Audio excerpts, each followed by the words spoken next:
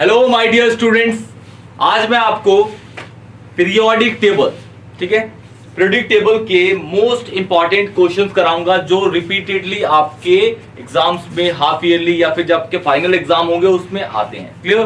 कि आपके ऐसे क्वेश्चंस होंगे जो बिल्कुल हिट लिस्टेड क्वेश्चंस है, जो क्वेश्चन बिल्कुल अटैक करेंगे आपके पेपर पे, देखना। ठीक है, तो चलिए स्टार्ट करते हैं। वैसे आप जब ऐसे क्वेश्चंस को या फिर आप जब चैप्टर पढ़ते हो ना, तो इन क्वेश्चंस को वैसे भी अटेम्प्ट करते हो कॉन्सेप्ट के थ्रू। कॉन्सेप्ट पढ़ा, उसके बाद उसी बेसिस पे आप क्वेश्चंस करते रहते हो, लेकिन ये अब एक ही साथ में सारे आपको क्वेश्चंस कराऊंगा। क्लियर? तो सबसे पहला क्वेश्चन आता है बेटा जी आपका, सबसे पहला ये एनसीईआरटी का क्वेश्चन है, बहुत इजी है, कुछ भी नहीं है। Why the size of anions are larger as compared to the cation, या फिर larger than the cation। Cation की तुलना में, ठीक है, एनायन का साइज हमेशा ज्यादा या बड़ा होता है। ठीक है, ऐसा क्यों होता है? ये हम किसी रैंडम या फिर दो अलग अलग एटम की बात नहीं कर रहे। एक ही एटम को मैं देखूंगा, उसी की कैटायनिक और उसी के anionic form, just like.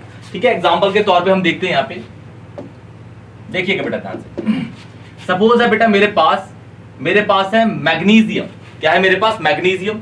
Magnesium आपके पास, मैग्नीशियम है, एटॉमिक नंबर उसका 12 होता है। एटॉमिक नंबर 12 होगा उसका, तो उसके पास नंबर ऑफ इलेक्ट्रॉन और नंबर ऑफ प्रोटॉन दोनों बराबर होंगे, 12 12। क्लियर? अब मैं इसी की सपोज क्या कहता हूं कि भाई इसी की ना एक एनायनिक फॉर्म बनाता हूं, एनायनिक। ठीक है, एनायनिक फॉर्म,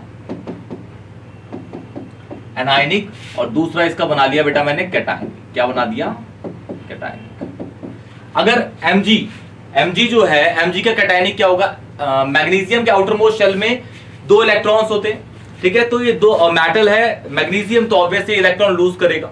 ठीक है, तो इसके पास जो चार्ज पाया जाएगा वो पाया जाएगा Mg पे 2 पॉजिटिव, ये कह दिया मैंने। ठीक है, और Mg वैसे भी 2 पॉजिटिव पाया जाता है और ये पाया जाता है। लेकिन अब इसी का एनायन सपोज कहता हूं कि अगर Mg का एनायन बनता, अगर, ठीक है, होगा नहीं होगा उसकी बात अलग छोड़ो। ठीक है, अगर एनायनिक फॉर्म होती है Mg की, तो उसी को -2 लेके चलते हैं, क्योंकि कैटायन भी हमारे पास +2 है, तो एनायन को -2 लेके चलते हैं। क्लियर? तो एनायन हो गया हमारा पास ये वाला। क्लियर बेटा? ठीक, Mg 2 पॉजिटिव, Mg 2 नेगेटिव। अब देखते हैं, या बोल दिया गया है कि भाई एनायन का साइज जो होगा वो बड़ा होगा किससे? कैटायन से। एनायन का साइज बड़ा होगा कैटायन से।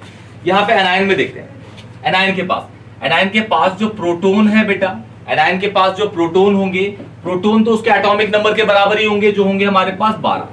ठीक है, लेकिन Mg2 नेगेटिव के पास इलेक्ट्रॉन कितने होंगे? उसके प्रोटॉन से 2 ज्यादा। ठीक है, क्योंकि उसपे जितना नेगेटिव चार्ज आता है ना बेटा, उतना उसपे इलेक्ट्रॉन ऐड होते हैं, जितना पॉजिटिव चार्ज होता है उतने ही उसपे इलेक्ट्रॉन कम हो जाते हैं। क्लियर बेटा? तो यहाँ पे इलेक्ट्रॉन जो होंगे वो होंगे आपके पास 14। क्लियर? यहाँ पे अगर प्रोटॉन की बात करें, प्रोटॉन तो यहाँ पे भी 12 होंगे, लेकिन इलेक्ट्रॉन की बात करें तो यहाँ पे 10 होंगे। क्लियर बेटा? ठीक, अब देखिए यहाँ पे इस जगह पे ध्यान से देखेंगे तो प्रोटॉन की संख्या कम है इलेक्ट्रॉन से, तो आप समझ गए कि भाई इलेक्ट्रॉन ज्यादा हो गए किससे? प्रोटॉन से।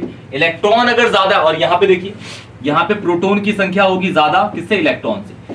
जिस एटम के अंदर इलेक्ट्रॉन की संख्या ज्यादा होती है वहां पे इलेक्ट्रॉन का रिपल्शन ज्यादा होता है किससे? इलेक्ट्रॉन प्रोटॉन के अट्रैक्शन से। जहां पे इलेक्ट्रॉन ज्यादा होंगे वहां पे इलेक्ट्रॉन का रिपल्शन ज्यादा होगा इलेक्ट्रॉन प्रोटॉन के अट्रैक्शन से। तो बताइए रिपल्शन ज्यादा है कि अट्रैक्शन?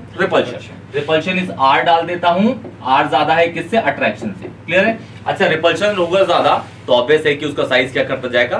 बढ़ता जाएगा, एक्सपेंड करता जाएगा। क्लियर? इसलिए एनायन जो होता है वो लार्जर होता है। कैटायन में चेक करते हैं, कैटायन में प्रोटॉन ज्यादा है इलेक्ट्रॉन से, इसका मतलब है कि भाई यहाँ पे इलेक्ट्रॉन प्रोटॉन के बीच में अट्रैक्शन ज्यादा होगा as compare to the electron के बीच में रिपल्शन से। क्लियर है?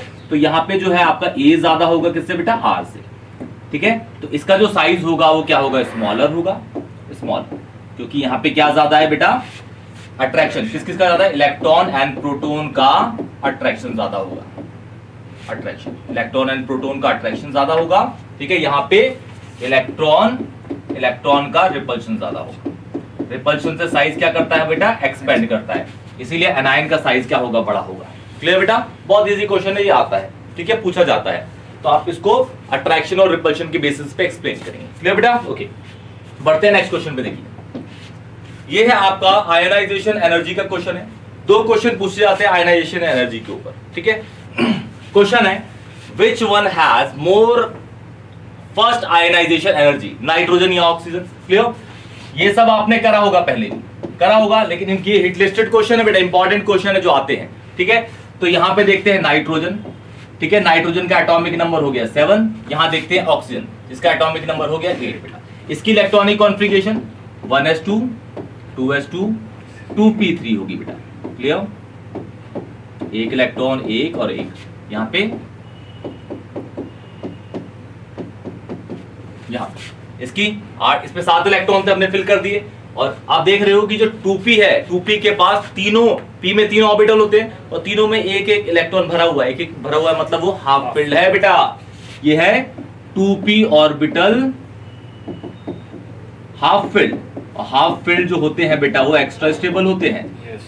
Half filled 2p orbital half filled है, जो क्या होते हैं? Extra stable. Extra stable.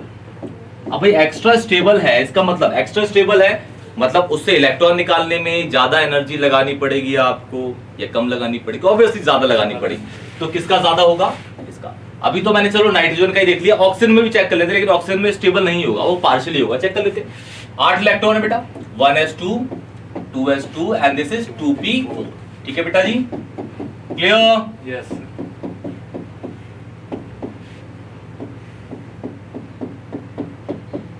ठीक है, सॉरी ये नहीं होगा। ठीक है ना? ठीक है, क्लियर है? ठीक।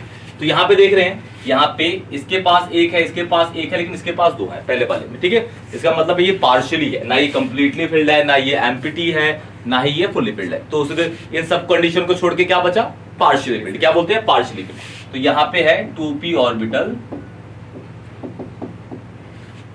Partially field, partially field. ठीक है, तो एवरेज मॉडरेट स्टेबल होता है। मॉडरेट मतलब एवरेज, एवरेज स्टेबल होगा, लेकिन ज्यादा कौन सा होगा? ये। तो इसलिए इससे इलेक्ट्रॉन निकालने में ज्यादा एनर्जी लगानी पड़ेगी, क्योंकि लिख दीजिएगा मेन कंटेंट है ये हाफ फिल्ड है, और इसमें लिखिए ये क्या है? पार्शियली फिल्ड है। ठीक है, इसलिए यहाँ पे लिख दीजिएगा लेस स्टेबल है। क्या बेटा? Less stable. परफेक्ट है बेटा, ये रीजन लिखिएगा, सारे मार्क्स मिल जाए। कॉन्फ़िगरेशन लिखिएगा। क्लियर है? अब नेक्स्ट क्वेश्चन पे आते हैं बेटा, नोट कर लीजिए इसको, प्रॉपर है, इजी है ना? बिल्कुल। चलिए नेक्स्ट क्वेश्चन है आपका, ये भी एनसीईआरटी का है। क्वेश्चन है which one has more first IE. ठीक है, पहली आयनाइजेशन एंथैल्पी देखनी है, लेकिन यहाँ पे पहले था ऑक्सीजन नाइट्रोजन, यहाँ पे आपका आ गया बेरिलियम और बोरो। ये है आपका बेरिलियम, ये है बोरो। ये है 4 एटॉमिक नंबर, ये होता है बेटा जी 5 एटॉमिक नंबर।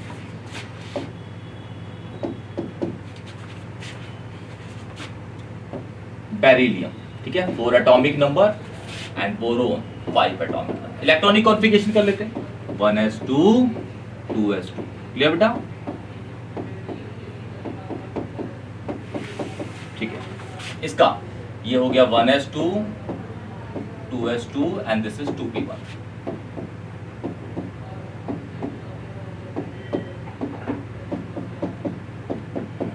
ठीक है, तो भाई इसके ना आपको 2 आंसर मिलते हैं वैसे बेसिकली। ठीक है, आपको स्कूल में जनरली बच्चों को ना एक ही आंसर पढ़ाया जाता है जो बहुत बेसिक सा है, लेकिन वो एक्यूरेट आंसर नहीं होता। ठीक है, जो दूसरा आंसर होगा on the basis of penetration effect, वो बिल्कुल एक्यूरेट आंसर होगा इसका। ठीक है, पहला आंसर जो टीचर्स पढ़ाते हैं बच्चों को, पहला आंसर, इसका आंसर देखिएगा, 2 आंसर देते हैं बेटा। ठीक है, पहला जो देते हैं भाई बेरिलियम है, बेरिलियम का outermost electron, ionisation energy जब अप्लाई होती है कौन से इलेक्ट्रॉन को निकालने के लिए? उसके वैलेंस से बाहर के इलेक्ट्रॉन को। तो इसका बाहर का कौन सा है? 2p, इसका सॉरी 2s का, और इसका कौन सा है? 2p का। मतलब इसका इलेक्ट्रॉन निकलेगा 2s से, इसका अगर निकालेंगे तो 2p से। यहां से देखिए 2s जो है, 2s के पास पहला आंसर बोला जाता है कि भाई 2s ऑर्बिटल है, 2s में 2 इलेक्ट्रॉन है और ये फुली फिल्ड है, तो ये ज्यादा एक्स्ट्रा स्टेबल होगा। लेकिन s ऑर्बिटल में ना, s ऑर्बिटल में एक ही ऑर्बिटल होता है, तो उसमें हाफ फिल्ड और फुल फिल्ड का कॉन्सेप्ट फिट नहीं बैठता बेटा, फिट ही नहीं बैठता। ठीक है, लेकिन ऐसा बोला जाता है तो उसको भी लिख देते हैं जो पढ़ाएंगे। लेकिन अगर हम इस आंसर को लेंगे ना, वो सेकेंडरी लेंगे, प्राइमरी रीजन में आपको सेकंड वाले आंसर बताऊंगा। यहां क्या लिखेंगे? Beryllium 2s orbital of beryllium क्या है? Fully filled, fully filled. अब भाई फुली फिल्ड होगा तो क्या होगा?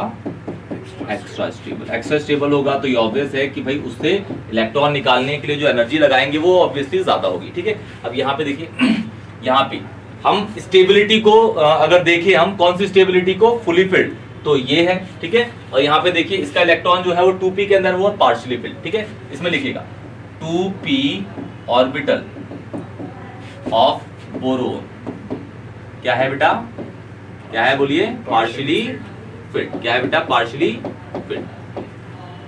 ठीक है, मतलब वो क्या है, लेस स्टेबल। क्या वो लेस स्टेबल है। तो मतलब कहने का ये हुआ कि भाई ज्यादा आयनाइजेशन किसकी ज्यादा होगी, बेरिलियम। क्लियर, पहला आंसर तो ये है। लेकिन अब दूसरा आंसर, ये प्राइमरी रीजन नहीं है, ये सेकेंडरी रीजन ले सकते हैं आप।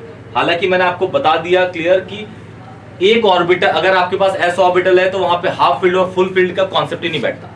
क्योंकि अगर आप ध्यान से हुंड्स रूल को पढ़ेंगे ना बेटा, तो हुंड्स रूल के अंदर एस ऑर्बिटल का जिक्र ही नहीं होता। आप चेक कर लेना, वहां पे बस पी ऑर्बिटल है, डी ऑर्बिटल है और एफ ऑर्बिटल ही जिक्र होता है। एस ऑर्बिटल का जिक्र ही नहीं है वहां पे। मतलब हुंड्स भी नहीं कहता, जो पेयरिंग उसके बाद फिर पहले सिंगल फील्ड करवाता है, उसके बाद उसकी पेयरिंग करवाता है हुंड्स रूल के अकॉर्डिंग। ठीक है, तो एस ऑर्बिटल का वो जिक्र ही नहीं करता। तो इसका सेकेंड रीजन क्या होगा मालूम है? अगर हम देखिए, आप थोड़ा ध्यान देखिएगा, इसको मैं न्यूक्लियस मान लेता हूँ, इसको मैं पहला ऑर्बिट मान लेता हूँ, इसको मैं सेकंड ऑर्बिट मान लेता हूँ, इसको मैं थर्ड ऑर्बिट मान लेता हूँ, इसको मैं फोर्थ ऑर्बिट मान लेता हूँ। ठीक है बेटा, फोर्थ ऑर्बिट। फर्स्ट ऑर्बिट में कौन कौन से शेल होते हैं? 1s होता है। क्या होता है? बस 1s। ये हो गया 1s। ठीक है, 1s पे एक ही ऑर्बिटल होता है। सेकंड ऑर्बिट में कितने तरह के होते हैं बेटा? दो होते हैं, एक होता है 2s और एक होता है 2p। और 2s और 2p की ना एक प्रॉपर अरेंजमेंट है। ठीक है, सबसे पहले होता है 2s, उसके बाद ऊपर होता है 2p, मतलब एक ऑर्बिटल, उसके बाद 3 ऑर्बिटल। ठीक है, अगर हम बात करें थर्ड ऑर्बिटल की, तो उसमें होता है 3s भी होता है, 3p भी और 3d भी होता है। क्लियर, तो यहाँ पे लिख देते हैं, ये 3s हो गया, फिर 3p हो गया, फिर क्या होता है? 3d होता है। तो ये 1, ये 3 और ये 5। ठीक है, ठीक है। अब अगर आप ध्यान से देखेंगे, मैं इसकी 2p और 2s की बात करूंगा, क्योंकि मुझे अगर बेरिलियम से इलेक्ट्रॉन निकालना है तो मैं निकालूंगा 2s से, इसका निकालना है तो 2p से, मतलब निकालूंगा सेकंड ऑर्बिट से ही, यहाँ पे 2s से, यहाँ पे 2p से। तो किस से इजीली मैं इलेक्ट्रॉन को निकाल सकता हूं? ध्यान से देखिएगा बेटा। ठीक है, अच्छा मुझे बताइए, न्यूक्लियस से 2s पास है कि 2p पास है? 2s पास है, मतलब 2s में जो इलेक्ट्रॉन्स होंगे वो ज्यादा पेनिट्रेटेड होंगे टुवर्ड्स द न्यूक्लियस, मतलब 2s के इलेक्ट्रॉन ज्यादा अट्रैक्टेड होंगे किससे? न्यूक्लियस के साथ, as compare to the 2p। तो भाई किसके इलेक्ट्रॉन निकालना इजी है? 2p के इलेक्ट्रॉन हम इजीली निकाल सकते हैं। क्या निकाल सकते हैं? 2p के इलेक्ट्रॉन इजीली। ठीक है, मतलब कम एनर्जी देनी पड़ेगी इसके इलेक्ट्रॉन को निकालने के लिए, इसके इलेक्ट्रॉन को निकालने के लिए ज्यादा एनर्जी देनी पड़ेगी। तो ज्यादा एनर्जी किसकी होगी भाई? फर्स्ट बेरिलियम की। पहले वाले आंसर से भी यही था, लेकिन वो आपका फुली फिल्ड आपका 2s ऑर्बिटल के थ्रू बता रहा था। लेकिन इसका जो एक्यूरेट आंसर होगा बेटा, जो आपको देना है वो देना है 2s ऑर्बिटल ऑफ किसका? Beryllium more penetrated towards the nucleus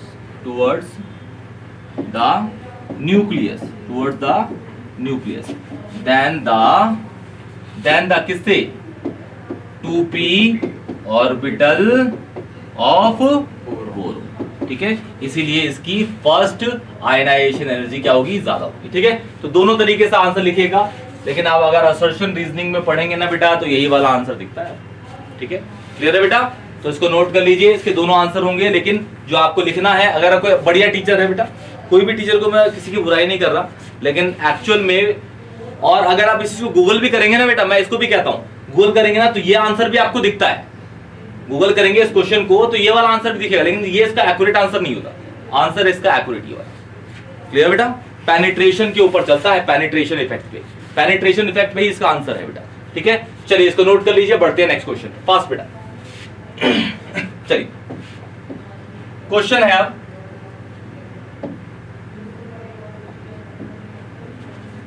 which one has more negative EGE? EGE होता है आपका electron gain enthalpy, electron gain enthalpy. ठीक है, देखिए ध्यान से, फ्लोरीन और ऑक्सीजन। अच्छा मुझे बताइए कि फ्लोरीन कितने इलेक्ट्रॉन लेके स्टेबल बनेगा? एक।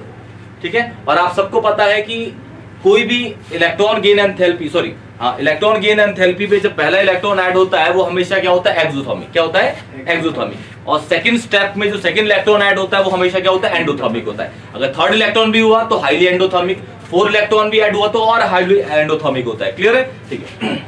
तो देखिए यहाँ पे दोनों आंसर बताए थे बेटा, ये फ्लोरीन है, ठीक है। फ्लोरीन की 2,7 की कॉन्फ़िगरेशन है, इसके पास इलेक्ट्रॉन और प्रोटॉन दोनों के दोनों बराबर है, कितने, नॉनो है। क्लियर है, ठीक है। और ये एक इलेक्ट्रॉन आप सबको पता है कि एक इलेक्ट्रॉन लेके ये F नेगेटिव बन जाएगा और ये 2,8 की कॉन्फ़िगरेशन आ जाएगा। मतलब इसने एक इलेक्ट्रॉन लिया तो कुछ एनर्जी के साथ होगा, कुछ एनर्जी का ट्रांसफॉर्मेशन होगा, गेन या लूज होगा, ठीक है। अब यहाँ पे जो होता है वो होता है लॉस ऑफ एनर्जी। क्यों? क्योंकि यहाँ पे जो F है, F के पास इलेक्ट्रॉन और प्रोटॉन दोनों बराबर है और ये क्या है, बिल्कुल अट्रैक्शन और रिपल्शन के बेसिस पे संतुलित है, स्टेबल है, बहुत ज्यादा स्टेबल है, क्योंकि यहाँ पे अट्रैक्शन और रिपल्शन दोनों बराबर है। अगर आप इसके अंदर ये इलेक्ट्रॉन डालोगे ना बेटा, तो ये अपनी स्टेबिलिटी से अनस्टेबिलिटी की साइड आता है। मतलब ये स्टेबिलिटी से एनायनिक फॉर्म में बनेगा तो उससे एनर्जी क्या कर जाती है, बाहर निकल जाती है। तो पहला स्टेप हमेशा किसी भी नॉन मेटल में डालेंगे ना इलेक्ट्रॉन तो हमेशा क्या होगा, एक्सोथर्मिक। क्या होता है, एक्सोथर्मिक। अब एक्सोथर्मिक का मतलब है जो डेल्टा H है, मतलब इलेक्ट्रॉन गेन एंथैल्पी, एक्सो है तो बाहर निकल रहा है, बाहर निकल रहा मतलब कम हो रहा है, कम इज नेगेटिव, कम हो रहा है मतलब वो नेगेटिव है, ठीक है। तो ये तो नेगेटिव है आपका। दूसरा देखते हैं, अब इसमें तो आपने देख लिया, अब ये स्टेबल हो गया, अब ये दूसरा इलेक्ट्रॉन ले ही नहीं सकता, तो स्टेबल बन गया। अब बात करते हैं किसकी, ऑक्सीजन की। यहाँ पे हमारे पास ऑक्सीजन है, 2,6 की इलेक्ट्रॉनिक कॉन्फ़िगरेशन है, पहला इलेक्ट्रॉन गेन करा इसने तो ये बन गया O नेगेटिव, 2,7 की इलेक्ट्रॉनिक कॉन्फ़िगरेशन। सेम यहाँ पे इलेक्ट्रॉन और प्रोटॉन दोनों बराबर थे तो यहाँ पे अट्रैक्शन रिपल्शन सेम था, तो इसने क्या करा, इलेक्ट्रॉन लिया तो यहाँ पे भी इलेक्ट्रॉन्स एनर्जी जो होगी वो बाहर निकल जाएगी।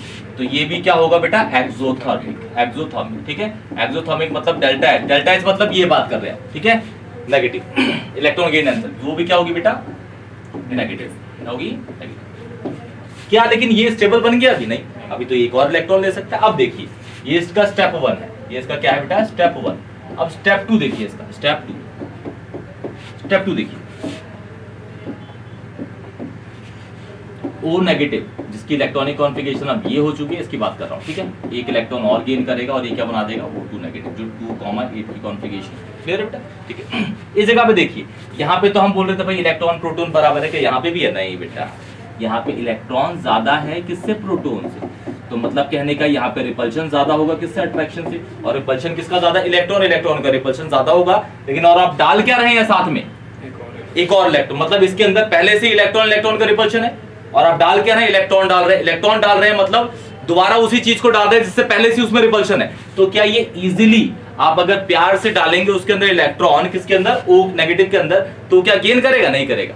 मतलब अगर मैं इसको बहुत हाई एनर्जी के साथ इसके अंदर फेंकूंगा तब ये इसको क्या करेगा, पेनिट्रेट करेगा, घुस जाएगा अंदर, हाँ कि ना बेटा।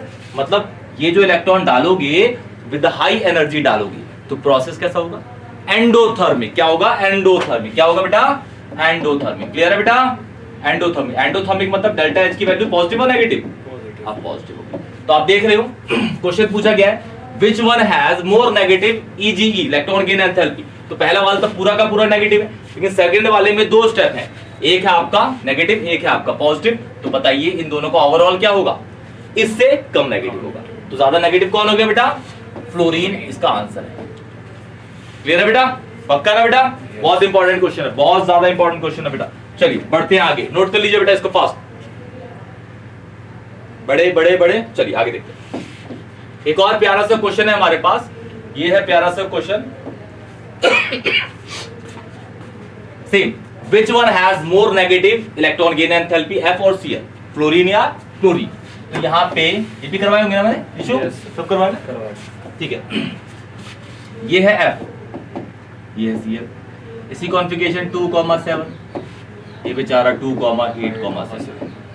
साइज किसका बड़ा, ये न्यूक्लियस हो गया, ये पहला, ये दूसरा।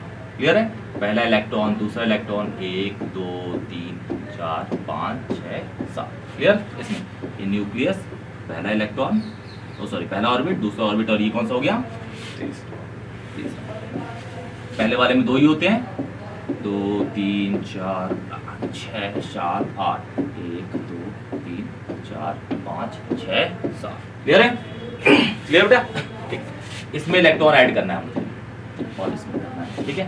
मुझे देखना है कि भाई किसमें इजीली इलेक्ट्रॉन ऐड हो जाएगा। जिसमें इजीली इलेक्ट्रॉन ऐड हो जाएगा उसकी इलेक्ट्रॉन गेन एंथैल्पी ज्यादा नेगेटिव होगी। जिसमें ज्यादा मशक्कत करनी पड़ेगी, मतलब उसको आप बहुत ज्यादा एनर्जी के साथ डालोगे इलेक्ट्रॉन, तो किसमें डिफिकल्टी होगी इलेक्ट्रॉन को डालने में, वो अभी चेक कर लेंगे। जिसमें डिफिकल्टी होगी इलेक्ट्रॉन को ऐड करवाने में, वहां पे जो होगा इलेक्ट्रॉन की एंथैल्पी वो ज्यादा होगी, ठीक है। चलिए अब देखिए, यहाँ देखिए, यहाँ पे या इसका जो ऑर्बिट है, ये 2 ऑर्बिट है, इसमें कितने ऑर्बिट है 3, लेकिन इसके सेकंड ऑर्बिट में 7 इलेक्ट्रॉन है, इसके थर्ड ऑर्बिट में भी 7 इलेक्ट्रॉन है। अब मुझे बताइए कि इसकी दूरी ज्यादा होगी कि इसकी दूरी ज्यादा होगी, क्लोरीन वाले की, क्योंकि अगर साइज बढ़ेगा एटम का तो इलेक्ट्रॉन में जो दूरी होगी वो भी बढ़ेगी, ठीक है। तो मुझे बताइए यहाँ पे रिपल्शन ज्यादा है कि यहाँ पे रिपल्शन ज्यादा है? फ्लोरीन में ज्यादा रिपल्शन है, क्योंकि ये पास है, ठीक है। फ्लोरीन में ज्यादा रिपल्शन है, तो ये इसको अगर आप भेजेंगे यहाँ पे, तो ये इसको वापस भेज देगा, क्योंकि यहाँ रिपल्शन है किसकी वजह से? नेगेटिव और नेगेटिव चार्ज की वजह से, ठीक है। लेकिन यहाँ पे है रिपल्शन, मानता हूं मैं भी कि रिपल्शन है, ठीक है, लेकिन यहाँ पे जो रिपल्शन होगा वो क्या होगा?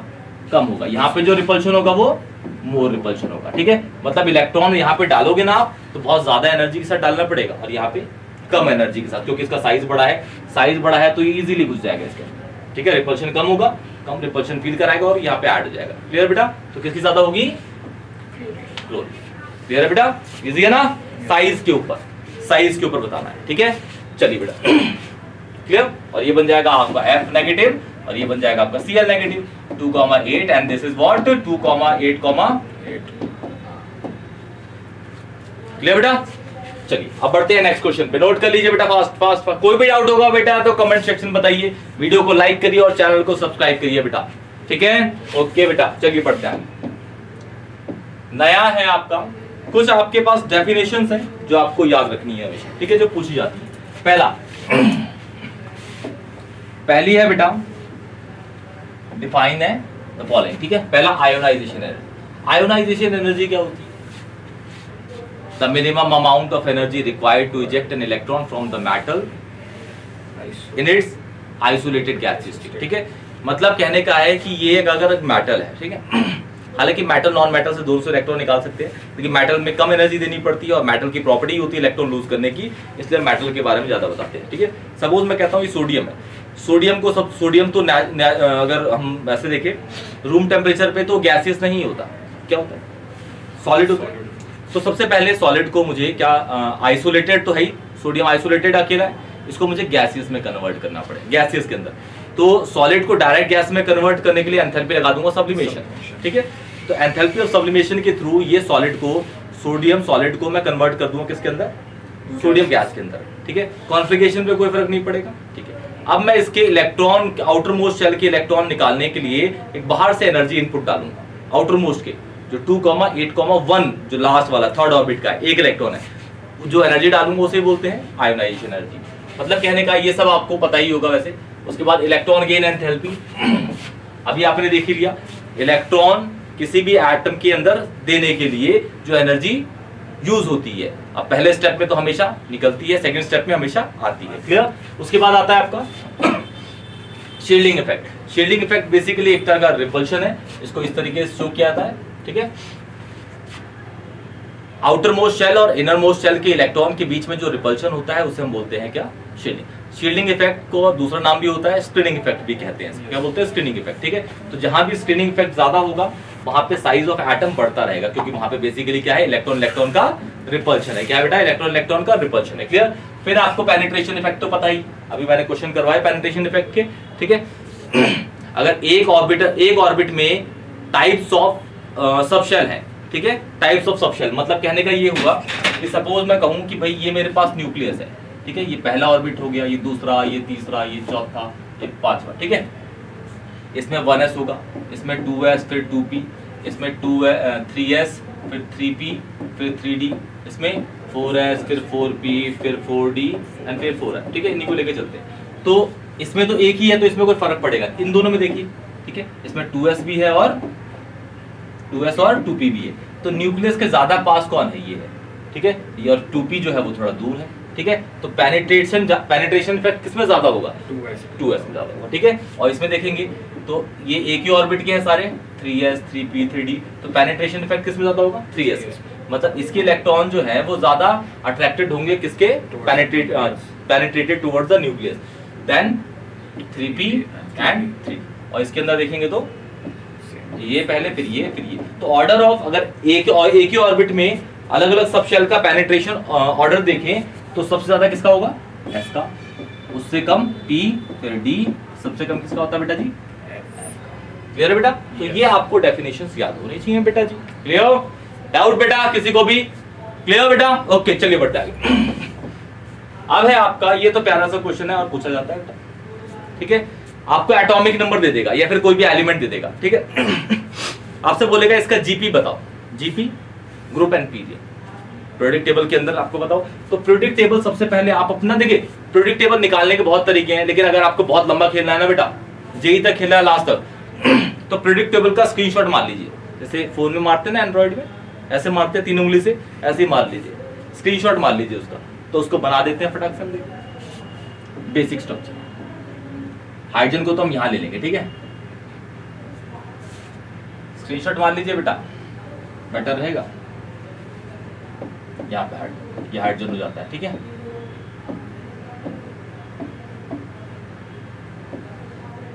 इससे आपकी बहुत सारी प्रॉब्लम सॉल्व हो जाएंगी बेटा, बहुत सारी प्रॉब्लम्स सॉल्व हो जाएंगी आपकी, ठीक है। यहाँ पे 10 होते हैं, यहाँ से यहाँ तक 10 होते हैं, ठीक है, ये 2 होते हैं यहाँ से यहाँ तक, ये 10 होते हैं, कितने होते हैं बेटा, 10 होते हैं, और ये कितने होते हैं, 6, कितने होते हैं, 6, टोटल 18 हो गए, ठीक है। आपको पता है 7 पी होते हैं, टोटल 7 पी होते हैं एंड 18 जी होते हैं, ठीक है, 18 ग्रुप जी है, 18 ग्रुप। तो पहला है आपका 2,8,7, ठीक है, ये तो कॉन्फ़िगरेशन कर लिया हमने। तो कितने ऑर्बिट है बेटा इसके अंदर, 3 ऑर्बिट है, तो फटाक से पी पता चल गया मुझे, थर्ड है, ठीक है। कितने हैं, एक ऑर्बिट, दूसरा ऑर्बिट, तीसरा ऑर्बिट, मतलब पहला दूसरा, सॉरी पहला ये हो गया, दूसरा ये वाला पहला, ठीक है ना, पहला दूसरा और ये तीसरा, मतलब इसमें पाया जाएगा। और आप सबको पता है कि यहाँ पे पाया जाता है क्लोरीन, इस जगह पे।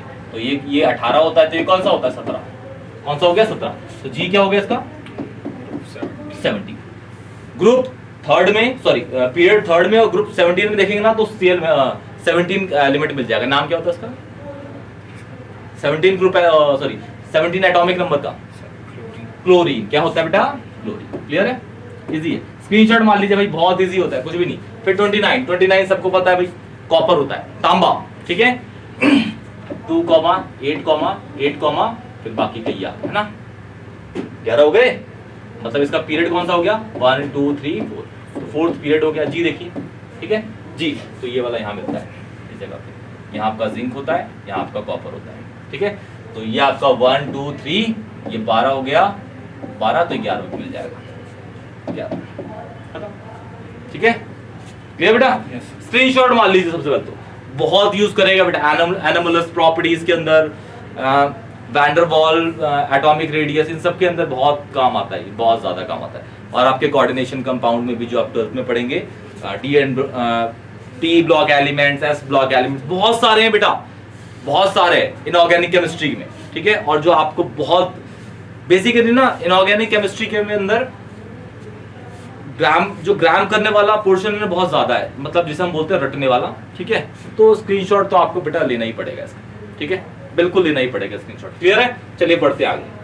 ये था Cl और ये था तांबा, कॉपर, कॉपर तांबा होता है ना, ठीक है।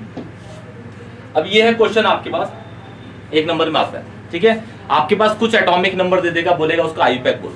तो ये आपने सीखा होगा, अगर 100 से ज्यादा किसी भी एलिमेंट का एटॉमिक नंबर है तो उसका आप आईयूपीएसी कर सकते हैं। 10 तरह की डिजिट होती हैं, 0 to 9, 0 को बोलते हैं निल, अन, बाय, ट्राई, सब ने पढ़ा होगा, ठीक है। तो पहले इसका कर लेते हैं, यहाँ पे इसका यहाँ पे और इसका यहाँ पे, ठीक है, क्लियर। तो ये हो गया आपका 1, मतलब अन, फिर इन नहीं, 2 एन होते हैं ना,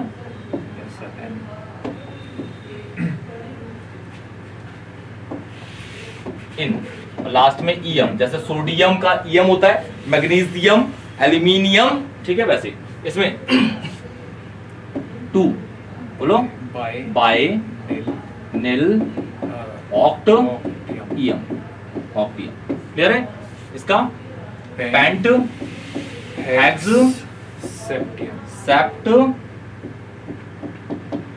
ना, ये सेप्टियम।